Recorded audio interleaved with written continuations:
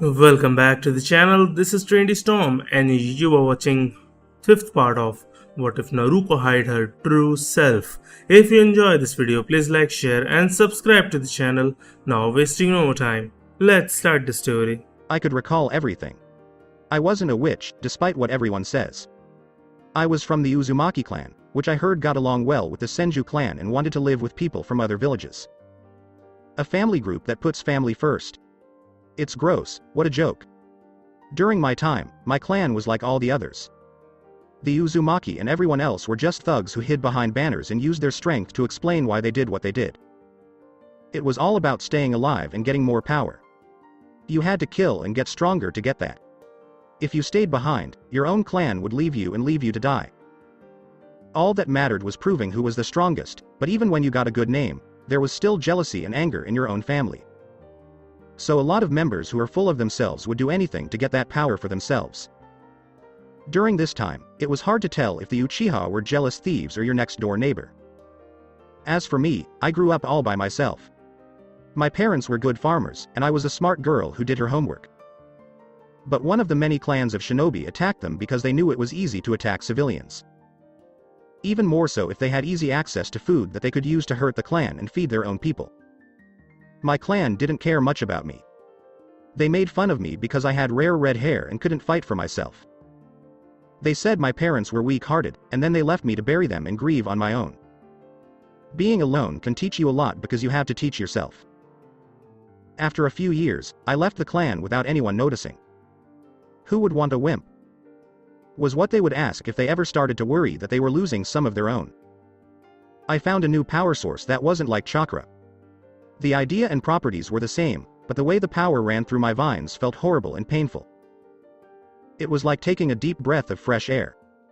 Of course, gifts like this can't be wasted. They said that it was magic. A word for strange skills that couldn't even be explained, let alone understood. They started calling me a witch, as you might expect. It's funny that they attacked what they were afraid of and then died. At the end, I made sure there was nothing left to bury. People say that you only die when no one remembers you. Having a few bodies go missing helped me feel better and made other people suffer. Not long after that, people from other clans started coming up to me. As you can see, many of them were afraid and tried to kill me, but they failed. A few of them wanted to tame me or at least use me to make more animals. Such sleazy faces did not deserve to be seen by the public. Many men would be pinned up, but most of their faces would be gone. And their private parts. Years had passed, and I knew it wasn't a good idea to be alone since the world was always at war with itself. I made a deal with some strange creatures that had a lot of power over the elements. Many of them were proud and cocky, but they also had the skills and weapons to back it up. Many people only joined my side after I beat them in battle, which showed how far I had come and how far I still had to go. But it wasn't the real company I was looking for. Over time, the states that were always at war reached a point where the fighting stopped and civilization began to grow. I met a man, and he was strange. He wasn't really a knight because the only reason he fought for others was because he thought it was the right thing to do. This man was what people thought of as a knight. Knights were a strange group of men who wore armor and had simple ideas. They were like the samurai in some ways, but they did things in a different way. I wasn't sure if I should follow him back to his settlement, but I did it anyway. He was a bit of a flirt and always said nice things about my bright red hair. I was just as innocent as that man. For I had fallen in love. I stopped being a witch and got my life together. For once, I thought things would get better, so I let go of my anger. Even though I would still miss my parents and the life I used to have. I was happy and excited because I had made life. She was a pretty little girl. Morgana Le Fay is her name. Her last name came from her father, and I was going to marry him soon. But tragedy always seems to find its way to me. My lover had come back as a dead body, leaving me on my own with a child to raise. If only it could stay that way so that my deeds wouldn't be forgotten. When the time came, those disgusting Uzumaki came back and tried to kill me for good. I had no choice but to do magic again, so I got ready for the worst. I left my new home and hid Morgana because I thought that living without a mother would be better than dying or being a slave for those proud shinobi for the rest of my life. I was ready for almost anything, and the way things turned out surprised me. I didn't know how many shinobi I had killed, but I was sure that at least a few small clans would die out if any of them had survived the attack. Legends told me that this battle had gone on for 4 days and 4 nights, and that I had been running around like crazy for 2 of them. Some say a few hundred people died, others say over 1,000, and some proud bigots say a few dozen well-trained veteran shinobi. However, I remember most of these idiots throwing all their bladed weapons and running headfirst with whatever jutsus they knew best. To think that I was defeated by the art of fuinjutsu and that my body was put in a sarcophagus and thrown into a whirlpool, where they later found a hidden village. For now, I was dead, and the story of the scary witch Ultimisha, who scared the Uzumaki clan, was just beginning. I don't think the Uzumaki clan came up with that name on their own, ha ha ha ha. I swear that many daimyo owned large plots of land, and whenever I got close to them, they were afraid for their lives. But before I disappeared like a bad dream, I told the Uzumaki that they were going to die. That the big tree's friendly roots would talk about friendship and working for peace. Only to watch as they sink to the bottom of the ocean, which is where they will live. As I've already said, they called me a witch. Who in their right mind would pay attention to a witch? Naruko's early life. Before I died, I gave the Uzumaki clan pieces of my consciousness. One day, I hope to get one and kill them all before I start looking for my daughter Morgana. But, strangely, the spell didn't work, and I was just a character in their minds. On the other hand, I did curse the Uzumaki for generations to come with my red hair. A little girl was taken away from her home and attacked. She was dragged through the woods like a wild animal. He was only half alive and had several broken limbs. Naruko Uzumaki, the girl who was half Uzumaki, was standing there. At first, I didn't care much about her health. But this girl was different in some way. She was devastated. Half dead. Her chakra was broken, so she had no power. After I left my clan, I never cared about the people in it, especially after my lover died and I had to leave Morgana. Even though Naruko was only half and didn't know where she came from. But there was something different about this girl. Before I knew it, I found out that this girl could use magic just like I could. It was strange, and I couldn't figure out what it meant. Maybe one of her parents knew how to use magic, or maybe she got it from a mutation. I wouldn't know the truth until I was brought back to life. Even though her mind and body were both broken, this Naruko girl had shown that she was strong and could use magic. As the years went by, I began to lose my strength. Even though I'm cold, suspicious, and far away. Naruko had begged me to stay with her. As if my dislike for the girl and my bad attitude towards her had clouded her mind and made it look like I was her mother. Instead of being angry or even happy about my death, Naruko was afraid and sad about being left alone again. At first, this childish behavior made me feel sick. So, to try to get the girl to see sense, I showed her a risky way to give life to something that wasn't alive. Naruko learned, but she had trouble and made mistakes along the way. When she was done with her clay creation, she made a male or female with green hair she called Kingu. Kingu treated her like she was a goddess. I'm sure that being thankful for having a life is a given. But it wasn't enough for this girl, because she was still crying when I left. I did tell her one thing, though. You are better than our stupid clan members. If you still care about me, make a name for yourself and don't let anyone use you as a stepping stone. There was nothing for a moment, but soon I was back in the world of the living. I was shocked by the way the world is now, and as soon as Naruko told me she had learned her own magic, I found myself remembering everything all over again. I made time compression, and she made memory compression at the same time. She could not only change people's memories, but she could also pass on her own. But this isn't the end of the story. This is the end of Ultimisha's story, but the beginning of Artemisia's. Ah, what a stupid name. Even at my age, I know there are things I can do wrong when I take on a student. Don't ever let a child choose their own name. Once this is over, I'll be sure to give this girl a name. Chunin exams invasion, at the moment. Third-person viewpoint. There was chaos and fear in the village. They had no idea that Suna would betray them and join Otto, who worked for Orochimaru like the loyal dogs they are. They were so cocky that they thought they couldn't lose, but the snake summons quickly killed many of their shinobi. Due to budget cuts, their Junin and Anbu were not well equipped or trained. So all anyone could see were the snakes getting hit by a lot of projectile weapons and explosives. But it was Artemisia's forces that set up a trap for the Otto and Suna alliance and made them lose. This army had never been on the battlefield before, so they were inexperienced and had their own problems. earning a lot of losses, but they quickly got back on their feet once they came up with new strategies. So what had been a simple killing on both sides turned into a skirmish in which many cowardly shinobi had to run away. That is, if they could get away from their fights quickly enough. The real fights happened in the arena for the Chunin exams. So many people had no idea that the witch who scared the Uzumaki clan was back in the world of the living. She was also pretty upset with how the world was going, and she was using all of her power against the fools who believed in a fake peace. Mito said as she let out her chakra chains, "Hashirama, you and Tobarama need to deal with Sorrow's old student. I'll hold off Ultimecia. Nawaki, you might want to hide because this woman might be too strong for me." Ultimecia fought back by making a dome out of her own chains. "It's not like the usual ones from my old clan, but I can still fight," she told Mito. Mito yelled, "Water style, water bullet." "Faraga." Ultimecia countered. When that didn't work, Mito took off her kimono to show Ultimecia her kunoichi armor and tried to fight her with taijutsu. The sorceress had to admit that taijutsu was her weakest subject. She was also not very strong, but she did have good endurance. Mito couldn't use her ability to fly with the wings on her hips because she was too far away from the woman. Ultimecia yelled, "Arrow," as she sent a strong gust of wind at Mito, who just managed to avoid it. She teased the Shodem's wife, "How does it feel to know your home is gone and your clansmen have been left for dead?" "I've heard that family is finally important to the Uzumaki." Mito asked, "What do you mean? Are you really that stupid? Did they change your family history to protect their reputation?"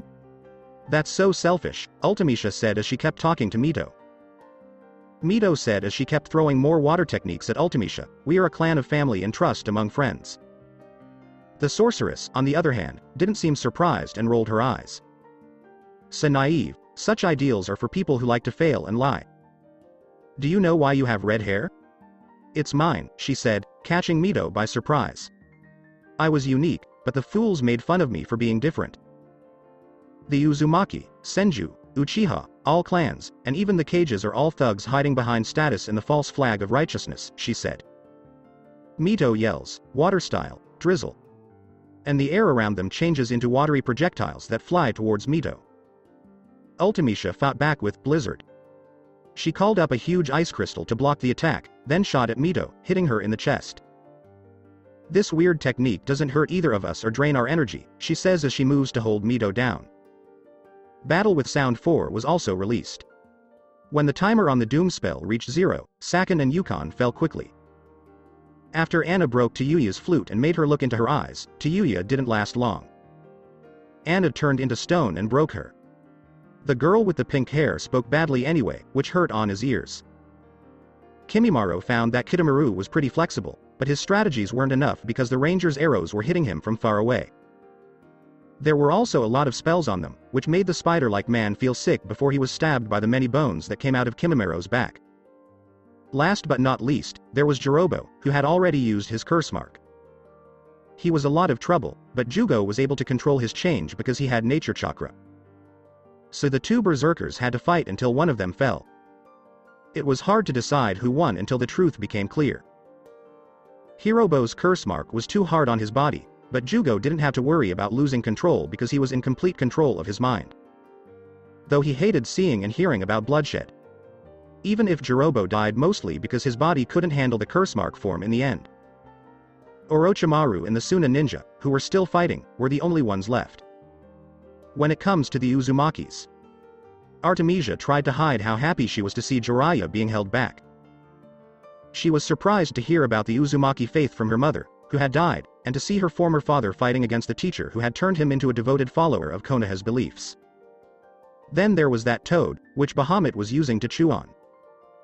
Gamabunta yelled, "Jiraiya, we never agreed to fight dragons," as he tried to spit oil at Bahamut. Bahamut roared and shot him with Mega Flare. Jiraiya said, "Hold on, Bunta. I need to get Minato and Kushina to stop," but all Kushina did was put the bottom of her heel on Bunta's head. Kushina asked Jiraiya as she rubbed her heel on his head, "Snap what? That you would let my baby girl be a punching bag and turn my boy into a careless fool." Menma was about to talk, but Artemisia, his sister, cut her off. "Yes, all women, especially Uzumaki women, are scary, Menma. Be careful around women of all kinds," she said as Menma shivered behind his armor. Jiraiya said, it was for the good of Konoha. As Minato kicked him while he was on the ground. Minato said as he lifted Jiraiya up by the scruff of his haori, that is the most ridiculous excuse. You know very well that Jinchuriki are disliked, which is why Kushina-chan and Mito-sama's statuses were kept secret. Everyone was shocked, but Jiraiya didn't care. I'm all for putting my life on the line, but abuse? Jiraiya, you talked a lot about peace and stuff, but you're a liar. If it were you who died, you'd turn and run, he said. Jiraiya lied when she said, no, I wouldn't. Minato growled, yes, you would. Jiraiya said, no, I wouldn't. He kept lying, which got him what he deserved a long time ago. A vasectomy for free. Thanks to Kushina, who was holding her katana even though the dead couldn't bring weapons with them. It's safe to say that Kushina and probably the whole Uzumaki clan had no idea what logic was. Kushina yelled, I am not playing this game, as her hair started to move on its own. As much as Artemisia liked seeing the pervert lose all of his private parts, she didn't like him. As well as seeing that disgusting toad become a piece of burnt toast. The young sorceress still had one important thing to do. The fight between her ancestor and Mito was a waste of time, so there was no reason to let it go on. Even if Orochimaru lost control of the dead people he brought back to life with the Edo Tensei, he'd just find a way to get away quickly. Artemisia told her brother, Menma, protect me while I cast a huge spell. Her brother nodded and stood guard in case Jiraiya or someone else tried to attack her. As Artemisia put a high level of magic around her body, she then took out a Shinigami mask that she had stolen one night from the Uzumaki shrine. Artemisia thought that Konoha had already taken too much from her mother's family and that they didn't deserve anything else. So, she took everything from the shrine and kept it safe at Ultimisia's castle before destroying it.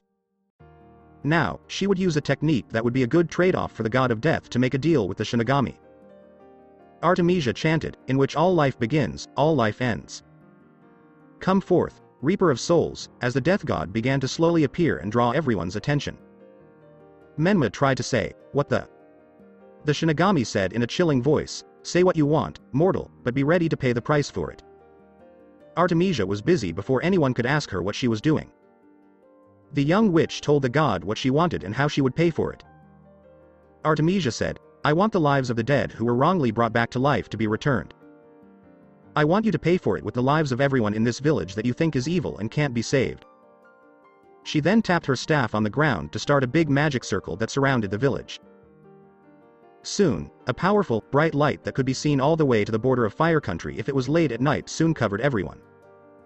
Even though many people did feel pain in their eyes from the light alone. The Shinigami nodded and agreed to the deal. It quickly scanned the area to find souls that it thought were bad and couldn't be saved.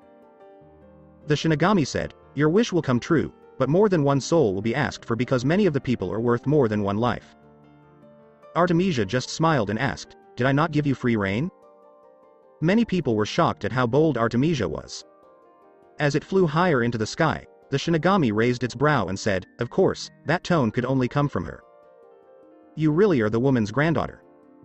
In exchange for the lives of Hashirama, Tobirama, and Nawaki Senju, Mito and Kushina Uzumaki, Minato Namikaze, and Ultimisia, formerly Igraine Uzumaki, the lives of well over 1,000 evil souls will be taken. It said in a loud voice. In his desperation, Hiruzen could only worry about who the Shinigami said was a bad soul.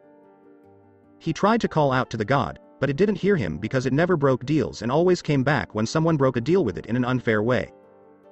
The deal is fair. The Shinigami said as it blew up into clouds that started screaming and flying all over Konoha to get their money. With Karen. The Uzumaki from Kusa watched the battle from a small camp with a few golems and clay soldiers guarding it. But her strong senses were being overloaded because she could feel something dark and cold. She looked up and saw something that would be in a horror graphic novel. Karen saw what she thought was a cloud with a banshee's voice moving through a line of auto ninja that her troops were fighting. Soon, the auto ninja went pale and started spitting up foam as they fell down. Karen put her hand over her mouth because she was so scared she wanted to scream when she saw someone die because their soul was taken away. One of the clay soldiers told the woman, Milady, you might want to hide until the attacks stop. Karen nodded. She was mostly here to help the white mages help any random civilian or foreign traveler who got hurt during the invasion.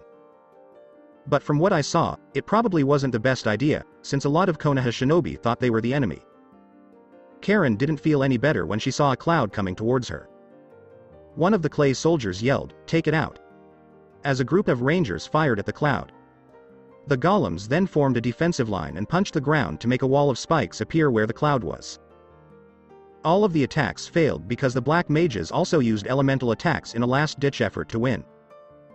As soon as Karen saw the cloud, she couldn't control her breathing. The cloud flew past her and wiped out the mixed waves of Konoha, Suna, and Auto Shinobi, leaving very few of them alive. Those who did then got scared and ran away.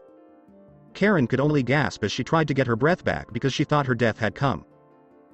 As she calmed down, it took her a few minutes to realize that the clay soldiers and golems were still in good shape. Well, that wasn't very exciting. If I wanted a random heart attack, I'll let you know. Karen yelled as she saw an explosion in the distance. She kept yelling, "I don't mean right now." Even though she knew that, she was still afraid of what was being let loose on Konoha and causing death and chaos. Using Orochimaru. Since Kingu wasn't human, the Sannin had a hard time getting along with him. The real thing that made Kingu better than Orochimaru was that he didn't have any organs. Since the Kusanagi couldn't pierce anything important or poison him, it was hard to kill him. Orochimaru's only choice was to stop Kingu from regenerating or kill him, but the Clayman had his own source of magic and could counter his ninjutsu. As soon as the Sandaime and his old teachers arrived, things got worse. While Orochimaru tried to use this as a chance to hit the Shodaime and Nidaime with his talismans, hit them with a Kawarimi, and take control of them. But a sage got in the way and surrounded the two cages with a shell, which made it easy for Enkidu to stab him with a spear and keep him stuck in the ground. Kingu said as Orochimaru wrapped his tongue around the Clayman's neck, "And now your end is near." Orochimaru said, "I am unbeatable. You can't kill me with your sharpened tool alone."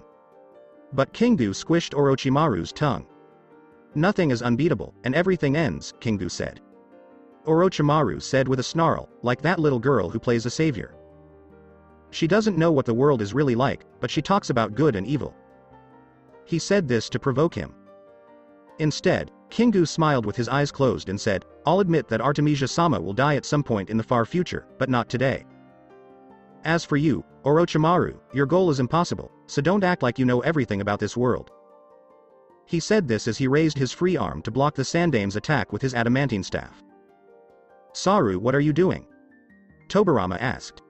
"I won't let him," Hiruzen stated. Kingu said as Hiruzen started to get angry, "This man is a criminal who wants to kill everyone as long as he can get every jutsu that is out of his reach and become immortal.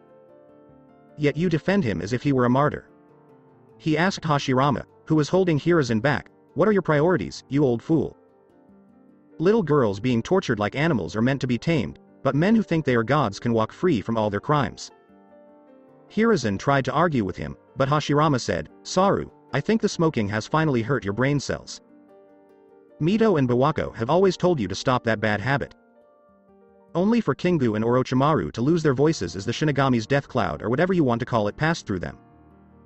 Before putting himself back together, Kingu began to melt a little and feel a little weak. He didn't know what was going on until he heard Orochimaru screaming and saw that his skin was bubbling and strangely colored foam was coming out of his mouth. The clay warrior with green hair dropped his spear as he saw Orochimaru panic and run around like a chicken whose head had just been cut off. Kingu thought to himself, "So this is death for a man who says he is unbeatable," as Orochimaru tried to fight death. Sad to say, Orochimaru was high on the Shinigami's list of people whose souls needed to be reaped. Nothing could stop the god of death from taking back what was rightfully his. Even a liar like Orochimaru, who slips away like the snake he has chosen to be, can't do that. For his last head had been cut off, and soon it would stop making violent moves. When Orochimaru looked at him, Kingu said, "It's funny, really. You could never learn all of those jutsus, even if you had all the bloodlines in the world," he said with a twisted grin. The man's smile actually made Orochimaru feel uneasy. He was a little bit of a coward, but it was better to be thought of as a coward if it meant living at least another day.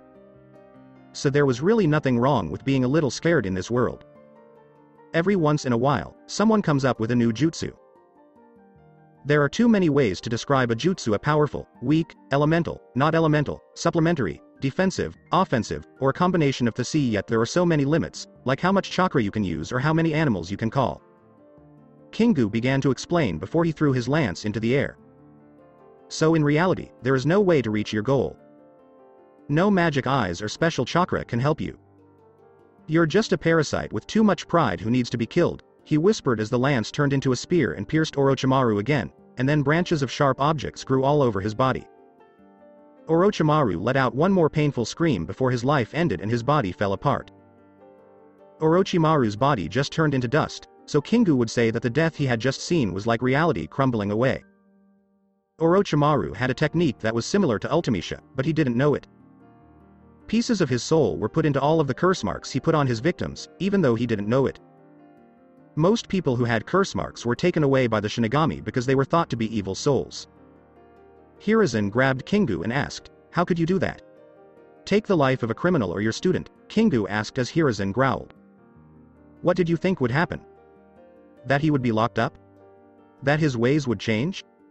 That he would change? Or would you lock him up and forget about him?" He kept asking. "Saru, that's enough," Hashirama said as he pulled his former student back. The Shoden couldn't figure out what was happening. But even if the person who called him was a student of Hiruzen's who turned against the village, he could still have done it. It was safe to say that it was best that Orochimaru was dead and no longer around to hurt the village he built. Hashirama and Tobirama were left wondering what the old man was thinking. Though fighting wasn't the only thing they had to worry about. For example, why was their skin going back to its normal color? Ultimecia and I are back. Even though Uzumaki did not get hurt or run out of energy. Mito was definitely at a disadvantage in losing the battle. Ultimecia asked, "Who do you fight for?" Mito was surprised by the question, so she asked, "What?" Ultimecia asked, "Who do you fight for? You act on your own, but you chose to attack me first, even though all I did was make fun of the Senju and his stupidity." Mito replied with vigor, "I fight for my husband's home, the village he built to make peace. Yet 3 wars have broken out because he gave away the 9 most powerful creatures in the world like they were free glasses of water," Ultimecia said as Mito kept throwing water jutsu after water jutsu for her to block.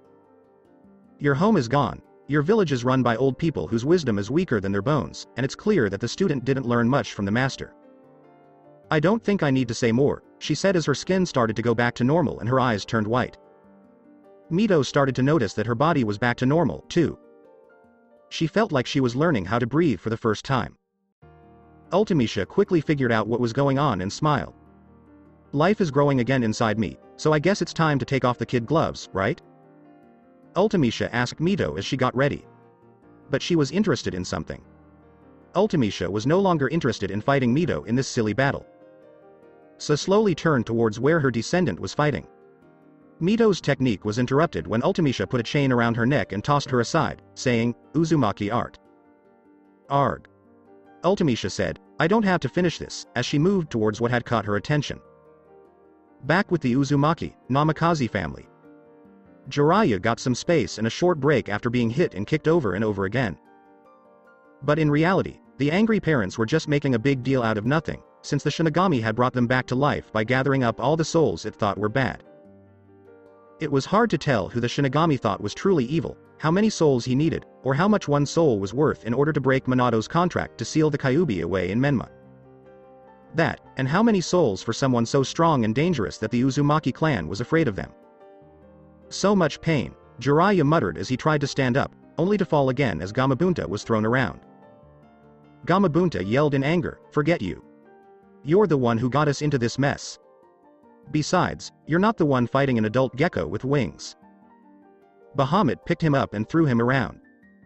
As Artemisia and Menma made their way to him, Artemisia laughed and said, "The great Sannin stands before us, broken and betrayed by the people he hurt. Is that really betrayal? You made them fight against me. You used a spell or something to call that witch, and you did the same thing to Menma," Jiraiya said, but Menma kicked him in the face. The boy in armor then grabbed him by the hair and yelled, "Some of us need to realize we have free will," before throwing him back. Jiraiya fell backwards as he tried to get up. The Toad Sage didn't want to believe that his 2 students and the rest of their family were against him. But at some point, he had to give up on that idea and think that maybe they had done it on their own. Only that they still thought they were smarter and tougher than they were. Jiraiya has done some good things as a shinobi, if you don't count his need to pee, but he has also seen the bad side of the shinobi world and the sacrifices others have made. Jiraiya, on the other hand, never thought he had to make a sacrifice himself and wore his title like a badge. As if he was willing to contradict himself and think that because of his status, no one would argue with him. That as long as you have power, your pride gets in the way of natural laws and morals. At least, that's what Jiraiya thought, and he thought that no matter how hard things got for him, he would always be right. So, he did a few quick hand seals and slammed his hand on the ground. Summoning jutsu.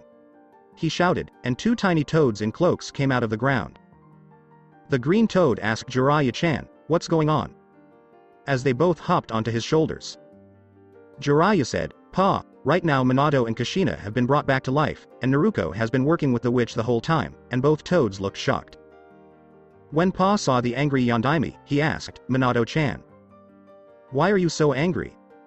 Aren't you glad to be back in the world of the living and with your teacher?" he asked. Minato yelled, "That man has no right to call himself my teacher. He left my family and left my daughter to be used as a sacrificial pawn so that she could be manipulated and my son could be brainwashed into being a blind child who can't do anything on his own," he yelled. "But, Minato-chan, if it weren't for the prophecy or Jiraiya-chan, Menma-chan would go down the dark path and bring down the shinobi world," said the purple-haired toad. Kushina growled as she tried to rip the toad's head off with her chakra chains. "If you had your own children, you wouldn't say the same thing.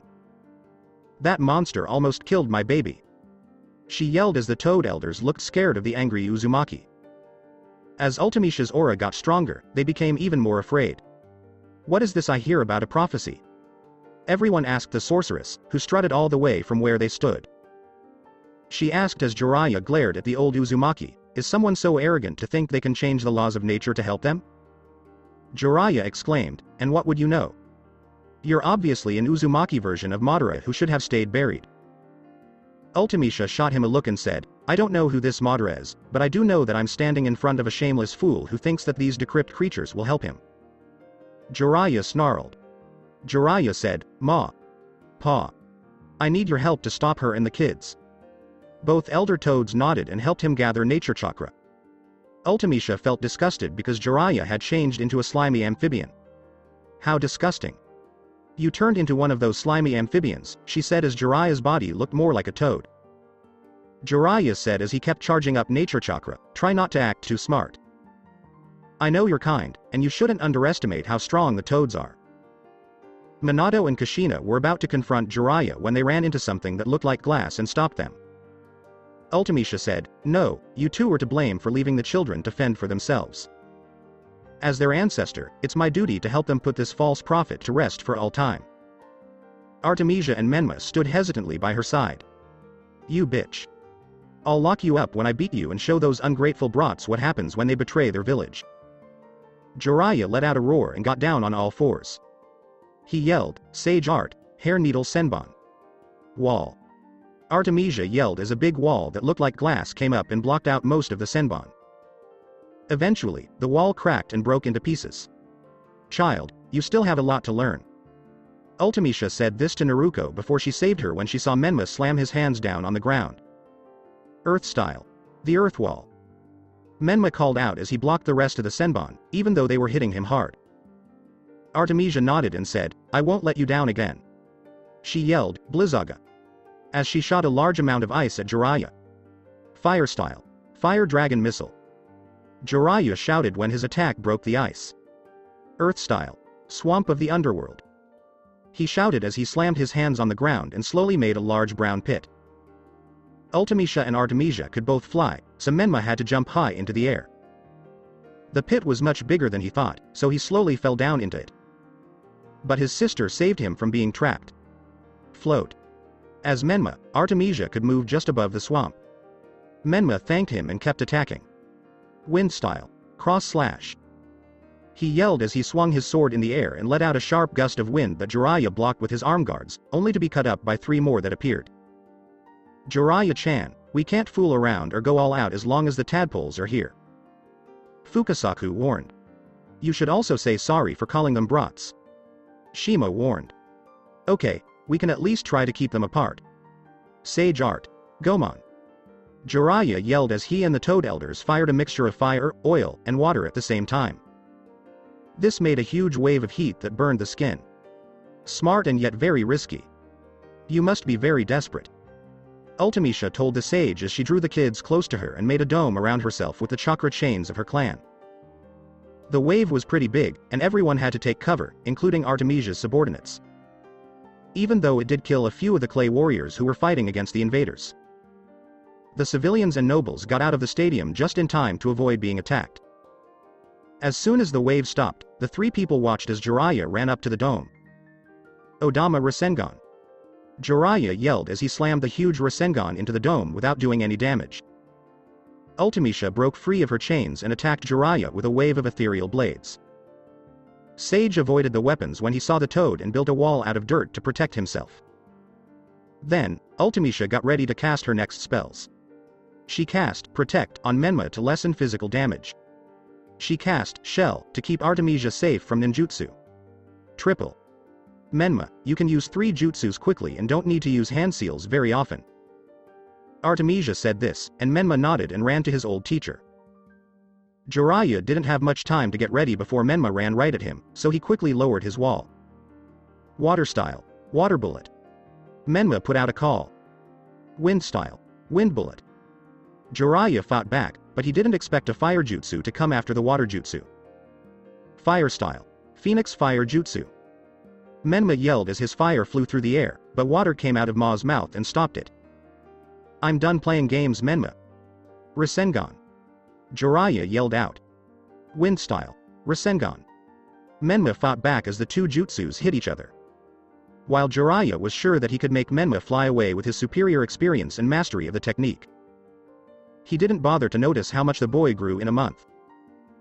Menma not only worked hard to make up for his mistakes as a brother, but he also worked hard to get stronger for himself and his family rather than for status and honor. So, the Toad Sage didn't notice when Menma not only made the Rasengan without a clone, but also added the wind element to finish his father's jutsu. Jiraiya's Rasengan was drilled through by the element, and Jiraiya's hand was crushed.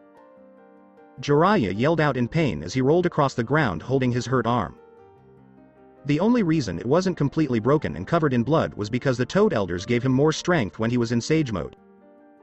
But when he fell, the Elder Toads fell off his shoulders and tried to run back to him, but Ultimisha and Artemisia stopped them. Quake. Artemisia called out as Jiraiya and the Toads were being tossed around and moved farther apart. Fukasaku was the first to get up and try to attack Ultimisha. He yelled, Zesanzen, and stuck out his tongue, which was long enough to make Hinata's new sword look like a toothpick. Do you frogs and toads only know how to be more disgusting now? Wall. Ultimisha cast, but Fukasaku broke through the barrier and hit her with his tongue, leaving a small cut on her body. Fukasaku kept attacking the sorceress because he thought he had found a way to beat her. The only thing that stopped him was her speed as she flew over him. I don't say this very often, but I'd rather not fight this pointless war. Slow. Ultimisha, who was cast as Fukasaku, moved much less. Why can't I move much? How strong were the Uzumaki in the past? Fukasaku said something before Ultimisha kept attacking. Think about this poetic irony in light of what you horrible people have done. Pain. Ultimisha yelled, and Fukasaku groaned because he was too slow to react to the poison, darkness, and silence that were attacking his body. Ma looked on as Pa was in a lot of pain. The Toad Elder ran towards the sorceress, hoping to get a shot at Ultimisha while she was busy torturing her husband. But Artemisia showed up and charged Ma with a lance that looked like it was made of air. Ma's eyes got narrow as she fought Artemisia with the frog Kata from her clan. The first attack seemed to be hard for Artemisia, but she was able to push the Elder Toad away. Wind style. Dust cloud. Ma shouted as she jumped up high and threw a huge cloud of dust at Artemisia. Faraga. Artemisia fought back by blowing away some of the dust, and because of her shell, she barely got hurt. Ma kept running at Artemisia and kicked her lance. Why do you fight us, Naruko-chan? She asked. We are on your side. She asked, are Minato-chan and your family friends? Artemisia gritted her teeth as she smacked the older Toad away. You lost that right when you split up my family. She yelled. She yelled, Thundaga, as she tore up the floor where Ma used to stand. Naruko-chan, I will beat you. And you'll understand. Ma yelled, and then a wave of water hit her. Waterga. Artemisia watched as Ultimecia came close to drowning Ma. She asked, "Did you not listen to me, child?" Naruko looked a little scared and hesitated to speak, but the woman with silver hair put a hand on her head and said, "Forget it, this is your first real battle." "These frogs are smarter than I thought they were," she said as she turned to Ma, who was coughing very hard. "You know, Ancestor, that toads don't always like salt water or heat." Ultimecia smiled as Artemisia told her. Ma could only look up in fear as the two mages made plans to kill her. "Fire and rocks don't seem important." Ultimecia said this as she got ready to cast a stronger spell. Jiraiya and Menma were there. Summoning jutsu. Menma's gunblade was blocked by a medium-sized toad, which made Jiraiya shout out quickly. "Damn. Too little." As Menma jumped back and reached for a pair of scrolls, he thought. Ba-chan better have taught Ne-chan right, he thought as he threw the scroll at the toad that was covering Jiraiya, who was working on a seal. The toad sprayed the scroll with oil, which made it give up its secrets. Jiraiya had to stop what he was doing when a big fire broke out and burned the toad's skin, making it jump back. Menma kept attacking as he threw another scroll and let it go from far away. Jiraiya and the toad got ready for another wave of fire or a similar attack, but then a flood of seawater came and sent Jiraiya floating away. Menma also made the toad leave when he used several fire jutsus to boil it. Who the hell calls up a sea? Jiraiya thought fast as the flood ended and he pulled himself out of the water. "It's over, you pervert." Menma yelled as he started putting chakra into his sword. Jiraiya snarled as he made another Rasengan. "It's not over until you obey me and your sister pays for betraying the village." He yelled. "Then you can learn to live with not getting what you want." Menma yelled back while making 3 copies of himself. Water style. Water Dragon Jutsu. The water from the previous wave was used by one clone to cast. Fire style. Intelligent hard work. Another clone made to look like Jiraiya had to work hard to avoid the attacks, which almost killed him. He wasn't the main target, so that wasn't the main point. Jiraiya didn't realize that the water dragon was big enough for a piece of it to hit the flames and make mist. Jiraiya kept running towards Menma, but he couldn't see through the fog or figure out what was going on. When he saw the armored genin coming at him with a second wind-enhanced Rasengan, he was scared. Taking into account how fast the attack was coming, Jiraiya dodged it and slammed his attack into Menma's chest. Menma turned into smoke, and then another Menma showed up. Jiraiya had already started making another Rasengan with his free hand in case his old student used a clone. But once again, he had to face a clone that exploded instead of turning into smoke. Again, Jiraiya was sent tumbling across the ground while he held his bleeding hand. He was on his back trying to hold his wound when he looked up and saw Menma trying to hit him with his gunblade. Jiraiya rolled away quickly before Menma hit the ground and tried to kill him with another move. Needle Senbon. Jiraiya yelled as more hair flew out of his head like real Senbon. Wind style. A great breakthrough. Menma fought back by letting out a strong wind that pushed the Senbon away. When Menma saw that Jiraiya wouldn't give up, he kept attacking him. Shadow Shuriken Jutsu. He yelled as he threw different things at Jiraiya. When Jiraiya saw the attack coming, he got ready to defend himself. Needle Jizo. He shouted as his hair wrapped around his body and blocked all of the shuriken. Menma wasn't done, though. He yelled, Lightning Flash, and threw a lightning-covered Fuma Shuriken at the Toad Sage. Wind style. Air Bullet. Jiraiya fought back as he changed the direction of the Fuma Shuriken. So, Jiraiya gave it one last try and ran up to Menma while he did a few quick hand seals. Only to feel several chains wrap around him. Jiraiya tried to make a last stand, but Menma's gunblade cut off a few of his fingers. He then took a cross-shaped cut to the chest right before he was pinned down. Jiraiya gasped as he turned around to get a better look at his situation. He saw Menma dusting off his armor as Artemisia and Ultimecia got closer to him. Both of them were carrying the bodies of Fukasaku and Shima, which were frozen in ice so that they could not move. Before Jiraiya could curse them or say something stupid to try to run away and hide like a coward. When Anna walked up to him, she forced him to turn his head towards her and look into her eyes. The clan of Gorgons. Hashirama and Tobirama were thinking as they saw the Toad Sage turn to stone. Thank you, Anna. Artemisia thanked the girl, who nodded and pulled her hood over her head. Jiraiya. Hiruzen yelled as he tried to hit Ultimisha with his iron staff. Menma put chakra into his feet and jumped high into the air to block the swing with his sword. His ancestor moved out of the way, leaving the Predeen to use all his strength to stop the swing. Just as Ultimisha was about to cast another spell, she saw the old Hokage being held back by the Mokuton of his own sensei. "Sensei, release me. I have to kill the witch before she destroys the village," Hiruzen demanded. Everyone just looked at Ultimisha as she narrowed her eyes at them but kept her cool. As if she was either getting ready to fight or not willing to do so. "I think you've already done that, Saru." Hashirama told his former student this because he couldn't understand why his village had gotten so bad. But that didn't stop the fact that there was a war going on. Even if Suna didn't know that their leader was dead or that Orochimaru, who is also dead, had tricked them, he knew that something was wrong. The only person left with any power was the Snake Sanin's spy, Kabuto. He didn't know that his former master's curse mark users had also been killed and that all the seals, including the one on Sasuke, were gone because each one held a piece of his soul. Finally, there was no longer any chance that Orochimaru would come back to life. In other words, every enemy shinobi was like a chicken without its head running around. There were also a few snakes still moving around. Like the one that suddenly breaks through a wall in the stadium. A snake summon. As Tobirama was about to do a set of hand seals, he said something. Then a few meteors fell from the sky and broke the serpent's head. The Nidaime was surprised when Ultimisha looked back at them. "I guess since I'm here for no other reason." As she walked up to Artemisia, she told him, "Someone needs to clean up your mess." "Okay, Naruko, or was it Tortilla?" she asked. The younger witch in training got red in the face and said, "Artemisia. You will help me because I won't be able to figure out who not to hit." Ultimisha said this as she grabbed the hands of her descendant.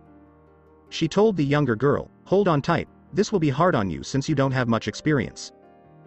The younger girl nodded. When Kushina saw her daughter with the woman she had heard about, she couldn't help but feel worried.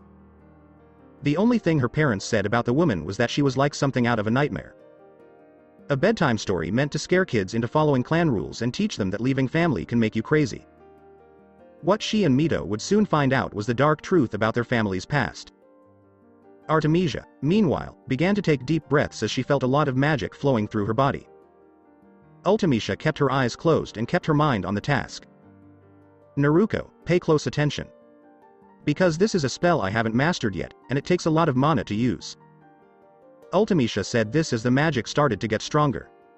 "What's this power?" Artemisia asked. Ultimisha gave a rare smirk and said, "I call it law." At the same time, she and her partner let out a strong golden wave that spread to every corner of Konoha. In other parts of the village.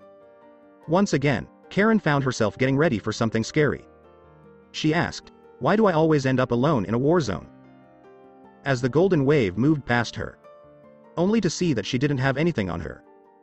The Auto Shinobi, on the other hand, all looked like they had aged over 30 years and were about to fall over. She watched as the clay warriors and golems started to work together again, while the Suna Shinobi were already trying to get away because they were afraid for their lives. Did that sound like a bomb going off? While rubbing her temples, Karen asked. She got headaches whenever she thought about magic. "I know chakra is everything, but magic is literally just an excuse to do nonsense." "Ouch, my poor head," she said as a white mage came up to her. The white mage gave Karen Dono a crystal orb with Kimimaro face on it and said, "Karen Dono, this is a message from Kimimaro-sama." As Karen took the ball, she adjusted her glasses and asked, "Is something wrong?" "What was that huge bright light I saw?" she asked. Artemisia-sama won the battle, but she was too tired to enjoy it. "We must go back right away to the castle," Kimimaro asked for. Karen scratched the side of her cheek in confusion. "Okay, I'll be there in a minute," she said, knowing she had to evacuate a few civilians since she was setting up a few tents. "This will take some time." "Then why did I have to do all this work?" she moaned. At the same time, many Konoha shinobi would say that Auto shinobi would suddenly pass out from exhaustion and Suna would run away with their tails between their legs. Many arrogantly said that Konoha had won and that it was normal for a better village to get rid of a weaker and arrogant village that had betrayed them. Even so, a few Konoha ninja also passed out and showed the same signs as their defeated enemy. Back on the pitch. The Hokages who had died before were shocked to see Hiruzen scream in pain and look a little older and a lot weaker. No one got hurt except Hiruzen. Tobirama said this before Hashirama pointed out the Auto Shinobi who had fallen in the arena and were now unconscious. Of course, I think this method was meant to tell who was friend and who was foe. All of this without hurting anyone else in the attack. Kingu said as much through his theory. Before anyone else could ask what was going on. When everyone turned around, Naruko was already on her back in Ultimisha's arms. Menma helped his sister get up quickly and carried her like a bride. What's the matter with her? Kushina asked as she ran up to check on her sick baby girl. She wore herself out. If my castle is still standing, it would be safer to take care of her there. Ultimisha said as she called up a portal that led right to her castle. Take me with you. Kushina said as she put her hand on Ultimisha's shoulder and put out her hand. With just one look from the witch, Kushina stepped back for a moment. Minato was shocked that someone had scared his wife, who was known as the red hot-blooded habanero and was thought to be very scary. Ultimisha asked, why? Naruko-chan is my child, and I have to be with her. Kushina said as she tried to stop crying. Even though Ultimisha's cold stare stayed the same. Something went off inside of her. Alright, just you.